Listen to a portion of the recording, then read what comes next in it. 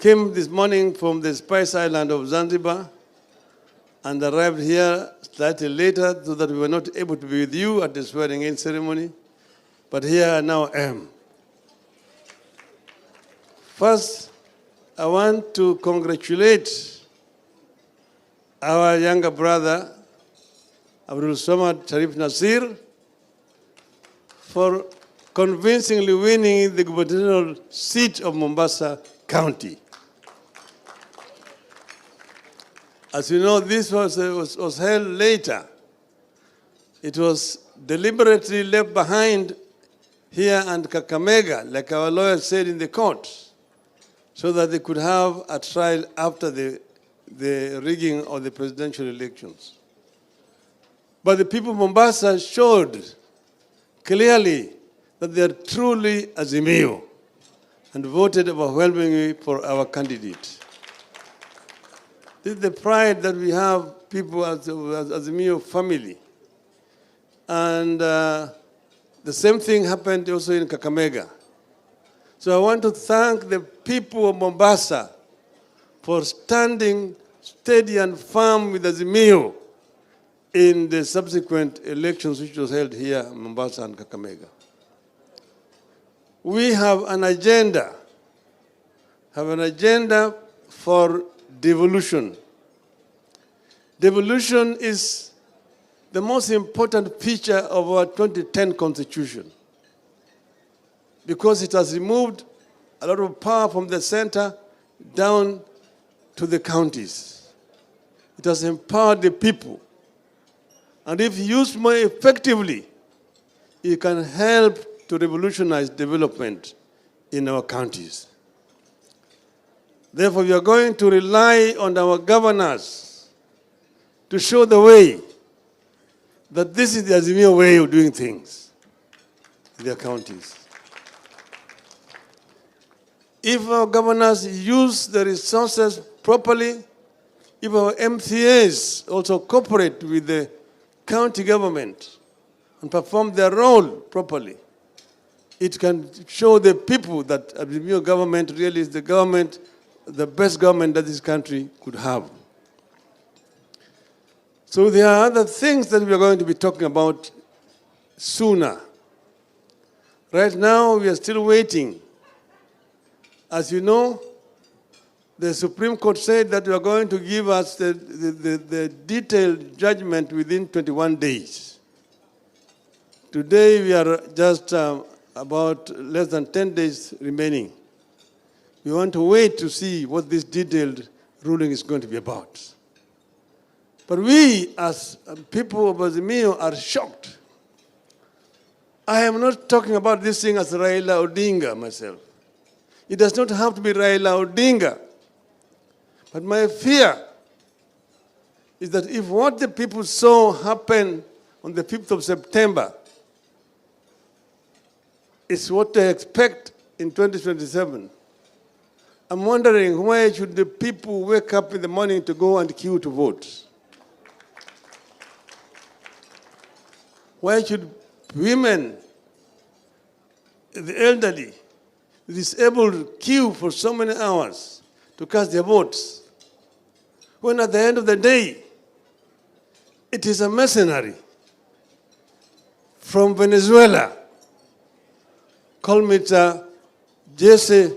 Jose Camargo, who eventually decides who becomes the president of this country. Why would the people waste their time?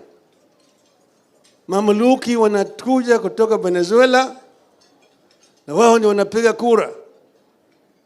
Alafu unaonyesha mahakama ile ndio sahihi ya bwana Jose Camargo. Hii mashine ilitoa kura sahihi kule Mount Elgon. Dakika 8 baadaye imetoa kura kule Nyeri. Inawezekanaje?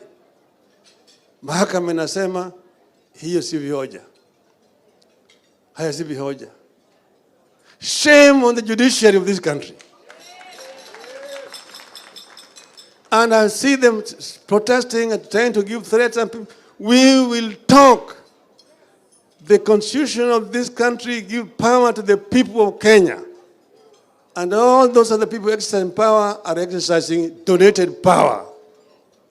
So the judiciary is no exception. If they become rogue, we have power as the people of this country to reform them and send them home.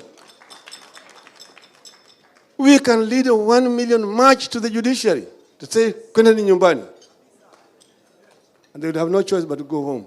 So the judiciary should not threaten, blackmail the people of this country after they have done the message that they've done. When you do, we say we respect, but we don't agree. And we have a right as a people not to agree with bad rulings of the judiciary. It is our constitutional right to say he be ruling ilikuwa shenzi. It is not based on any law.